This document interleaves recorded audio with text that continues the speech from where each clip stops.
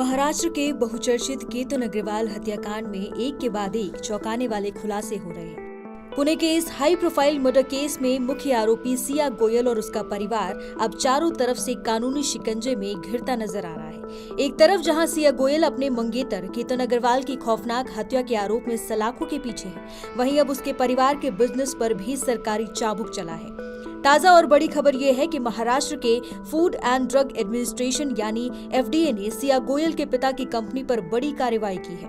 FDA की team ने company के ठिकानों पर छापेमारी करते हुए करीब 8 लाख रुपए का स्टॉक सीज कर लिया है। एक जघन्य हत्या के मामले में उलझे परिवार के लिए ये एफडीए की कार्रवाई एक बहुत बड़े झटके की तरह देखी जा रही है। सिया गोयल के पिता की कंपनी पर हुई ये कार्रवाई महज एक रूटीन जांच नहीं मानी जा रही है। जानकारी के मुताबिक एफडीए को कंपनी के उत्पादों और उनकी क्वालिटी को लेकर कुछ गंभीर शिकायतें मिली थी, जिसके बाद विभाग की टीम ने अचानक छापा मारकर वहां रखा लाखों का माल जब्त कर लिया।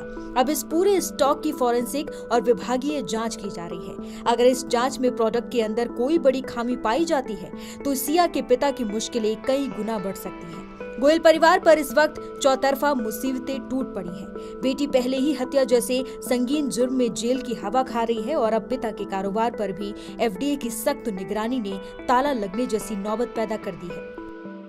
आइए अब आपको बताते हैं कि आखिर ये केतन अग्रवाल मर्डर केस है क्या, जिसने पूरे देश को हिलाकर रख दिया है। पुणे के जाने माने बिल्डर विशाल अग्रवाल के 22 वर्षीय बेटे केतन की शादी सिया गोयल से तय हुई थी, लेकिन सिया इस शादी से खुश नहीं थी क्योंकि वो चेतन चौधरी नाम के एक लड़के से प्यार करती थी। शादी तोड़ने की बजाय सिया ने अपने प्रेमी चेतन के साथ मिलकर केतन को हमेशा के लिए रास्ते से हटाने का एक खौफनाक प्लान बनाया।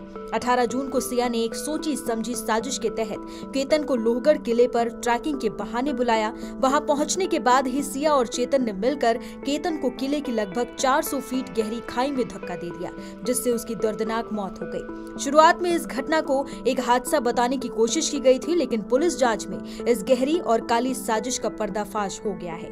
पुलिस की जांच में सिया गोयल को लेकर जो खुलासे हुए हैं उसने तफ्तीश करने वाले अधिकारियों तक के होश उड़ा दिए हैं। महज 20 साल की सिया गोयल का दिमाग किसी शातिर और पेशेवर अपराधी से कम नहीं निकला।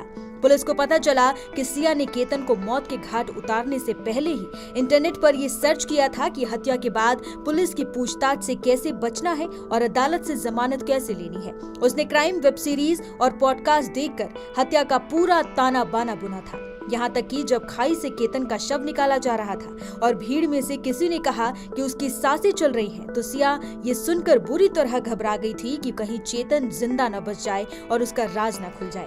इस दिल दहला देने वाले हत्याकांड के बाद केतन का परिवार और पुणे की जनता लगातार न्याय की गुहार लगा रही है। लोगों ने सड़कों पर कैंडल मार्च निकालकर अपना गुस्सा जाहिर किया है। मामले की गंभीरता को देखते हुए महाराष्ट्र सरकार ने भी कड़ा कदम उठाया है और इस केस को फास्ट ट्रैक कोर्ट में चलाने की मंजूरी दे दी है। साथ ही देश के मशहूर सरकारी वकील उज्जवल निकम को इस केस के लिए स्पेशल पब्लिक प्रोसिक्यूटर नियुक्त किया गया है। केतन के पिता विशाल अग्रवाल ने साफ तौर पर कहा है कि उन्हें सिया गोयल और चेतन चौधरी के लिए फांसी की सजा से कम कुछ भी मंजूर नहीं है। अब एक तरफा सिया गोयल को फांसी के फंदे तक पहुंचाने की कानूनी तैयारी चल रही है, तो दूसरी तरफ उसके पिता की कंपनी पर एफडीए का शिकंजा कस गया है। आने वाले दिनों में इस हाई प्रोफाइल मामले में कानूनी शिकंजा और भी ज्यादा कसने